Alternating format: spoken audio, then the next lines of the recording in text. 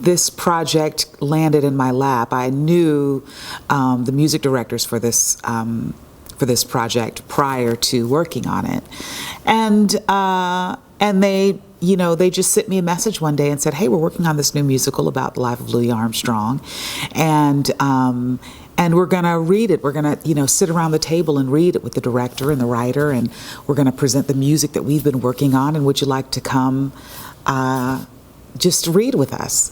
And it was a Sunday afternoon, and so we just grabbed an off-Broadway theater to sit around the table and read the script. And they were in the very early stages. They were essentially at that point just kind of seeing what they had.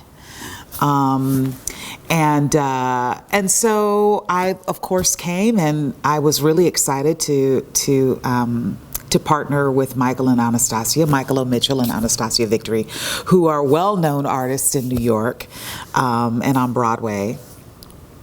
And immediately from reading the script that first day, I was immediately taken aback by how fine-tuned it was, how interesting it was. It was a really interesting way of telling Louis Armstrong's story.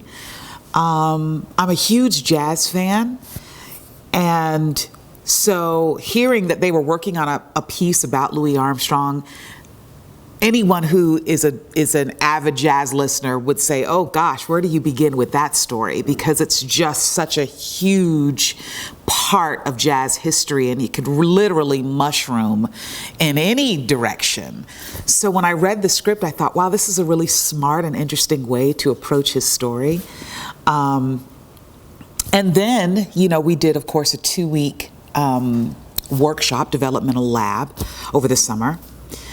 Just to really start to work on the material and flesh it out and see who these characters are, and that's a closed process. And then at the end, you usually present something to the producers or whoever is backing that project. So we did that for 2 weeks over the summer, and that was just the next step, and it started to feel good, like, okay, we've got something really fun on our hands. But essentially, my research began visiting the Louis Armstrong House Museum, which is in Queens, in Corona, Queens, New York. So of course the Armstrongs, Lucille and Louis, lived in Queens, and they made their longtime home there.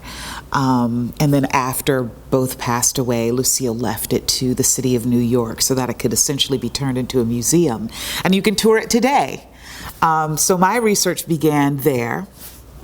And a large part of that entity are their archives. So there are probably tens of thousands of pieces of archival material that they have that are accessible in person and online through Queens College.